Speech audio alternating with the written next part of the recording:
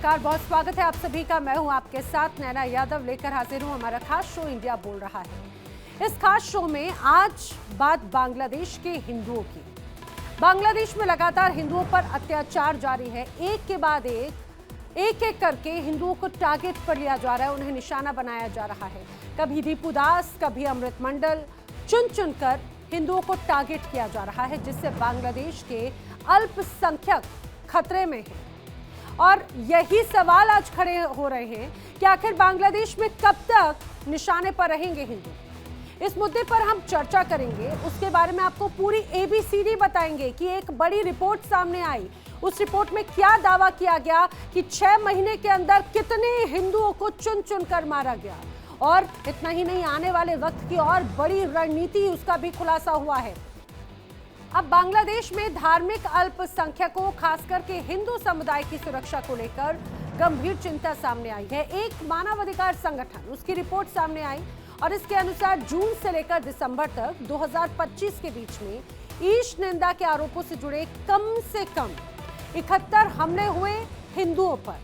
यह report human rights congress for Bangladesh minorities यानी कि HRCBM ने जारी की है।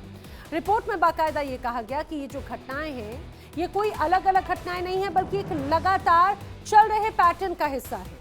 और रिपोर्ट के अनुसार ये जो घटनाएं हैं बांग्लादेश के 30 से ज्यादा जिलों में दर्ज की गई हैं। इनमें बाकायदा रंगपुर शामिल है, चांदपुर, चटगांव, दिनाजपुर, लालम मोनिरहाट, सुनामगंज, खुलना, कुमिल्ला, गाजीपुर, टाइंगल और सिलहट जैसे जिले शामिल हैं, जहां पर हिंदुओं को टारगेट किया गया।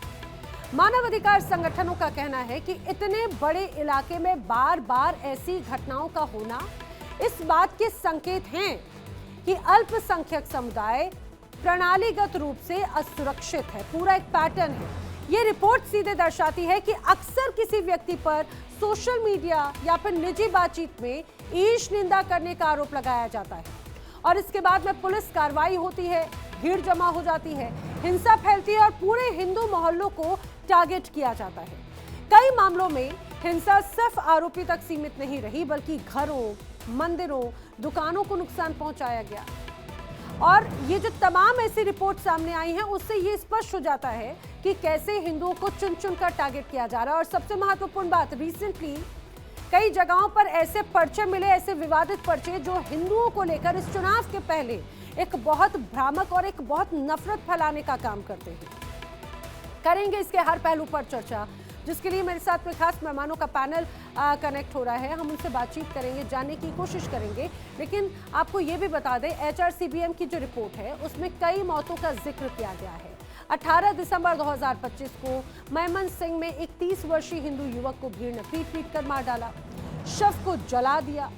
खुलना में एक नाबालिग पर कथित तौर पर सुरक्षा कर्मियों की मौजूदगी में हमला हुआ और इन घटनाओं ने कानून व्यवस्था और पुलिस की भूमिका पर गंभीर सवाल खड़े किए। इन घटनाओं पर भारत ने चिंता भी बाकायदा जताई। भारत के विदेश मंत्रालय ने कहा है कि भाई बांग्लादेश में अल्पसंख्यकों के खिलाफ जो हिंसा हो रही है, गंभीर रूप से उससे लोग परेशान हैं। MEA ने हालात को लगातार जारी दुश्मन बताया और दोषियों के खिलाफ सख्त कार्रवाई की बात की। लेकिन आप ये भी समझिए कि ये जिस तरह से भारत की तरफ से इस पर टारगेट किया गया, टिप्पणी की गई, उस पर बांग्लादेश का जो मंत्रालय है, बांग्लादेश की तरफ से इन सभी आरोपों का खंडन कर दिया गया। बांग्लादेश को लेकर, बांग्लादेश पर जो तमाम बड़े सवाल खड़े होते हैं, उनका कहना है कि जिस तरह से जिन हिंदुओं को मारा गया हाल ही में, उन्होंने कहा कि वो ये कहा जाए कि अलग अलग गतिविधियों में क्रिमिनल एक्टिविटीज भी शामिल थे, इसीलिए उनके साथ में इस तरह से ये कहा जाए कि प्रोपोगेंडा फैलाते हुए हत्या करने की बात कही गई। करेंगे चर्चा। मेरे साथ में खास मेहमानों का जो पैनल है, मैं आपको उनसे मिलवा देती हूँ। मेरे साथ में इस दौरान जुड़ रखे हैं retired group captain UK Devnath ji, बतौर रक्षा विशेषज्ञ और विदेश मामलों के जानकार। मेरे साथ में निपुण आलम बायन जी मेरे साथ में कनेक्टेड हैं। आप दोनों का बहुत बहुत स्वागत है इस चर्चा में। सर, सबसे पहले UK देवनाथ जी, मैं आपसे समझने की कोशिश कर रही हूँ। हमने देखा है कि पिछले कुछ वक्त से लगातार, खासतौर से जैसे ही बांग्लादेश में तख्ता पलट होता है, शेख हसीना का जो पूरा वो दौर था, उसके कुछ वक्त पहले से लेकर अभी तक स्थितियों में बहुत ज़्यादा अंतर नहीं आया, बल्कि और विकराल हुई। और अब जो ह्यूमन राइट कमीशन की रिपोर्ट बांग्लादेश की है, वो ये स्पष्ट बताती है कि 6 महीनों के अंदर 71 ऐसी बड़ी घटनाएं हिंदुओं को टारगेट करने वाली। क्या कहेंगे सर इस पे? नैना जी, सबसे बड़ी बात ये समझने की है कि 12 फरवरी को जो इलेक्शन होने हैं, हम्म। उसमें अगर अवामी लीग खड़ा नहीं हो रहा है, जो कि अभी तक डेवलपमेंट है, हम्म। तो इलेक्शन में एक तरफ होगी बीएनपी हम्म। और इस इलेक्शन में दूसरी तरफ होगी जमाते इस्लामी और एनसीपी। हम्म। तो टक्कर जो है बीएनपी और जमाते इस्लामी एनसीपी के बीच में है। हम्म। जमाते इस्लामी और एनसीपी को मालूम है कि बीएनपी के मुकाबले उनका सपोर्ट बेस बहुत कम है और वो इलेक्शन में जीत नहीं पाएंगे, मेजोरिटी नहीं हासिल कर पाएंगे। तो जमात के पास और एनसीपी के पास एक ही तरीका है, या उनके जो सहयोगी मुस्लिम छात्र शिविर ग्रुप के दल हैं, एक ही तरीका कि हिंदू विरोधी गतिविधियों को बढ़ाएं, भारत विरोधी जो बयान है और ज्यादा दें, सेंटिमेंट्स इस तरह से पैदा किए जाएं कि जो बांग्लादेश का कंफ्यूज्ड वोटर है, अंग्रेजी में कहते हैं फेंस सिटर, यानी अनडिसाइडेड वोटर है, वो डर के मारे, भारत के डर के मारे और हिंदुओं से घृणा के कारण वोट दे दे एनसीपी को और जमाते इस्लामी को। जहां तक बीएनपी की बात है, पिछले हफ्ते वहां पर एक एनजीओ ने सर्वे कराया, उसमें यह लग रहा है कि बीएनपी जो है 40% मत पा सकती है। अगर बीएनपी को 40% मत मिल जाते हैं, तो आकलन ये है कि बीएनपी को 50% से ज्यादा, यानी नेशनल असेंबली में अपने आप स्वतः अ, उनको मेजोरिटी मिल जाएगी। इसीलिए जमात परेशान है, इसीलिए एनसीपी परेशान है और वो हिंदुओं के खिलाफ इस तरह की वारदातों को अंजाम दे रहे हैं। जी। और ये देखिए, ये बड़ी गंभीर बात हो जाती है। मेरे साथ में अब और कुछ खास मेहमान भी हैं, उनसे भी आपको मिलवा देती हूँ। मेरे साथ में अब कनेक्ट हो चुके हैं रिटायर्ड कमांडर सुदर्शन चक्रपाणी जी, भू राजनीतिक विश्लेषक के तौर पे। सर, आपका भी बहुत स्वागत है इस पूरी चर्चा में। सबसे महत्वपूर्ण बात यह है कि आगे सवाल जवाब को आगे बढ़ाऊं, लेकिन अपने दर्शकों को ये भी बताऊं कि आने वाले वक्त में है चुनाव बांग्लादेश में। चुनाव को लेकर बड़ी तैयारियां तो हैं और उसके पहले ही तमाम ये बड़ी एक अस्थिरता वाली सिचुएशन और लगातार इसमें ईश निंदा के मामले सामने आ रहे हैं। लेकिन सुदर्शन चक्रपाणी जी, मुझे इस बात को जरा ये समझाइए कि जिस तरह से अभी ग्रुप कैप्टन यूके देवनाथ जी ने भी उस पर प्रकाश डाला, पिछले कुछ वक्त में यहाँ पे human right Congress for Bangladesh minorities है, उसकी रिपोर्ट कहती है कि पिछले कुछ वक्त में जो बड़े हमले हुए वो बाकायदा चुन चुन कर किए गए, टारगेट कर करके किए गए, और जब इस पर प्रतिक्रिया भारत की तरफ से दी जाती है तो बांग्लादेश की सरकार इसे प्रोपोगेंडा नैरेटिव बताकर उसे खंडन करने की कोशिश करती है। नैना जी, सबसे पहले नमस्कार, जय हिंद, जय भारत। जी सर, जय हिंद। देखिए, जहां तक बांग्लादेश का सवाल है, इतना आप मान के चलिए, जो बंगाली मुसलमान है वो ज्यादा कट्टरपंथी रहा है बहुत पहले से। अच्छा। ये मत भूलिएगा कि अगर मुस्लिम लीग का गठन हुआ था वो ढाका में हुआ था।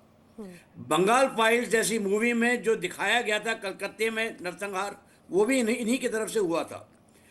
जो हुआ था सन 71 में, उसका तो सबको पता ही है कि किसने किया था, लेकिन उन्हीं के वंशज आज भी वहीं पे हैं और वो आज भी पाकिस्तान के साथ मिले रहे। वो है जमात, वही है एनसीपी, वही है सारे कट्टरवादी सोच। तो ये सोच तो नहीं बदली है। कोई फर्क नहीं पड़ता बांग्लादेश में कौन इलेक्ट होके आए, ये कट्टर सोच कहीं नहीं जा रही।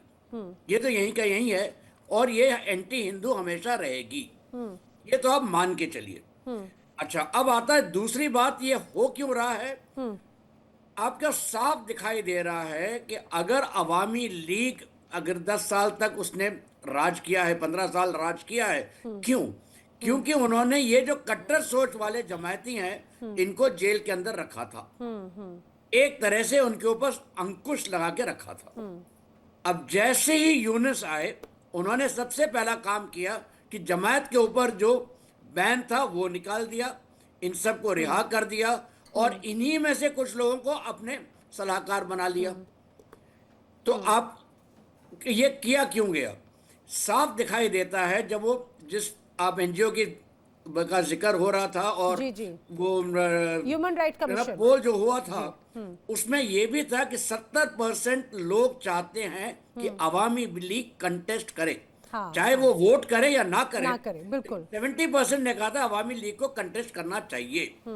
अगर अवामी लीग कंटेस्ट करती है तो जमायत का पत्ता साफ, एनसीपी का पत्ता साफ, इसलिए अवामी लीग को आपने हटा दिया।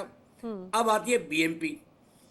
बीएनपी जो है, अगर लोगों ने फ्री एंड फेयर इलेक्शंस किए तो बीएनपी मान के चलिए वापस आएगी। अगर बीएनपी वापस आएगी तो अगेन, जो पिछली बार बीएनपी ने ही सरकार जब बनाई थी तो जमात के साथ बनाई थी, अब इलेक्शन के दौरान बीएनपी जमात के खिलाफ बोलेगी। अगर ये खिलाफ बोलेगी तो इन दोनों में आपस में लड़ाई होगी होगी। एनसीपी को भी अपना ये करना ही है, तो अगेन यहाँ पे फिर से वही लड़ाई होगी। तो ये बहुत बढ़िया तरीका भारत का है, या जो भी आप कह लें, जिसका भी है, कि वो आपस में लड़ लें, आपस में सॉर्ट आउट कर लें, हम काहे बीच में पड़े। बिल्कुल सही बात है सर। ठीक है। तीसरी बात अब ये आती है कि आगे चल के क्या होगा। क्या अब भाई हिंदुओं के ऊपर वहां पे नरसंहार हो रहा है, इसमें कोई शक नहीं है, लेकिन क्या हिंदुस्तान को दखल देना चाहिए? मेरा अपना मानना है कि हिंदुस्तान को मिलिटरली बिल्कुल नहीं करना चाहिए। अच्छा, ये तो वही है कि हिंदुस्तान को जैसे रशिया को यूक्रेन के दलदल में फंसा दिया, अमेरिका हो, चीन हो, पाकिस्तान हो, ये चाहते हैं कि हिंदुस्तान को बांग्लादेश के दलदल में फंसाएं।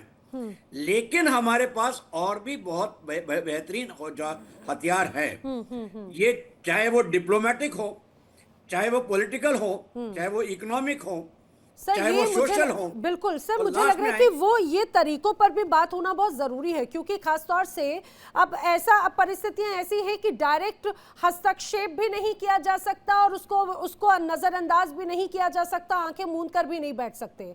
मैं अपने दर्शकों को बता दूं, धीरज कौल भी मेरे साथ में कनेक्ट हो चुके हैं, यूएस से कनेक्टेड हैं और विदेश मामलों के जानकार और सारी चीजों को लेकर अपना पक्ष रखते हैं। आपका भी बहुत स्वागत है। लेकिन मैं चाहूंगी निपुण आलम बायन जी, ये जो पूरी रिपोर्ट है ये बड़ी गंभीर स्थिति को दर्शाती है, मुझे समझाइए।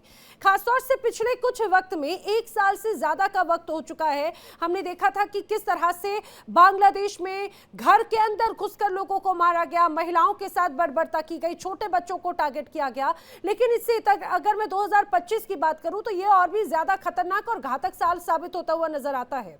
1 महीने के अंदर आज तीसरी घटना हुई है एक और, जहां पर एक और हिंदू युवक की हत्या कर दी गई।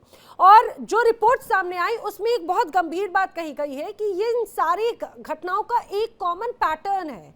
ये पैटर्न दर्शाता है, चाहे वो सोशल मीडिया पोस्ट के माध्यम से हो या फिर वहां पर लोगों को चिन्हित करके किसी और आरोप में शामिल कर दिया जाता है, जैसा कि बांग्लादेश की सरकार कहती है कि भाई हाल ही में जिस व्यक्ति की हत्या हुई थी वो तो अपराधी था, वो वसूली करता था, किसी गैंग का हिस्सा था, XYZ। तो ये एक ही पैटर्न को दर्शाती है। देखिए नैना जी, आपने जो बात कही वो बिल्कुल सही बात है। और ये तरीका होता है कि अपनी कोई भी घटना को उसको इस प्रकार से डाइवर्ट करने का, ताकि उस घटना को लेकर आप एक ह्यूमन राइट्स के इशू ना उठा पाएं और बोलने की जो बात है दूसरे देश किसी के द्वारा, भारत के द्वारा, किसी और देश के द्वारा कहा जाए तो उसको इस प्रकार से दिखाकर अपनी तस्वीर को, अपनी पिक्चर को साफ सुथरा कर लेना। लेकिन देखिए, अभी मेरे से पूर्ववर्ती योगेश देवनाथ जी ने, अभी सुदर्शन जी ने बात कही, बिल्कुल सही बात कही। मैं थोड़ा सा हम आंकड़ों के हवाले से बात करते हुए इसी को समझने का प्रयास करेंगे, आखिर ये कोज है क्या और ये घटना हो क्यों रही है। देखिए, जब हम पाकिस्तान का और भारत का पार्टीशन होता है तो पाकिस्तान में जो पूर्वी पाकिस्तान था, यहाँ पर सबसे ज्यादा आबादी थी 23%। वो 23% आबादी जो 2011 में जनगणना के समय 8% बची थी, अब देखिएगा वो 6% के आसपास भी नहीं होगी। That is the reality. यानी कि एक बात आप समझिए, पूर्वी पाकिस्तान में ज्यादा राइट्स हुए थे। आपको याद भी होगा गांधी जी कहाँ जाके बैठे थे, कलकत्ता में जाके बैठे थे। बंगाल फाइल्स वगैरह सोचिए, आपने बात कर ली। अभी जो घटना वहां पर क्या है, एक्चुअली क्या होता है कि पॉलिटिक्स करने के लिए आपको बेस चाहिए। या तो आप बात करो जैसे हम बात करते हैं विकसित भारत बनाएंगे, हम गरीबी दूर करेंगे, उस तरह की बात बांग्लादेश की आज राजनीति में नहीं है। वहां बात क्या है भारत विरोध नैरेटिव क्या सेट किया जा रहा है, भारत विरोध रीजन। आप पहले भी देखेंगे तो पहले वहां पे दो पार्टियों फाइट होती थी, अवामी लीग और बीएनपी। अवामी लीग प्रो इंडिया और बात करती थी वो सेकुलरिज्म की, साथ में समाजवाद की। दूसरी पार्टी बीएनपी वो एंटी इंडिया बात रखती थी, बांग्लादेश रेसोल्यूशन की बात करती थी और इस्लामिक पहचान की बात करती थी। लेकिन अवामी लीग आउट हुई तो जो वहां सेकुलर फैब्रिक वाले लोग हैं उनको लुभाने का प्रयास अब बीएनपी करती दिखाई दे रही है। आपको याद होगा जो तारिक रहमान है वो पॉलिटिक्स में आने से पहले क्या बयान दे रहे हैं, वो बयान ये दे रहे हैं कि हम एक इंक्लूसिव डेवलपमेंट की बात करेंगे, हम सभी धर्मों को लेके चलेंगे, सर्वधर्म समभाव की बात उन्होंने करना स्टार्ट कर दी है। इसका मतलब वो अवामी लीग के जो पार्टी के वोटर्स हैं उनको टारगेट करने का प्रयास करेंगे, क्योंकि पता है अवामी लीग पार्टी आपका इलेक्शन तो है।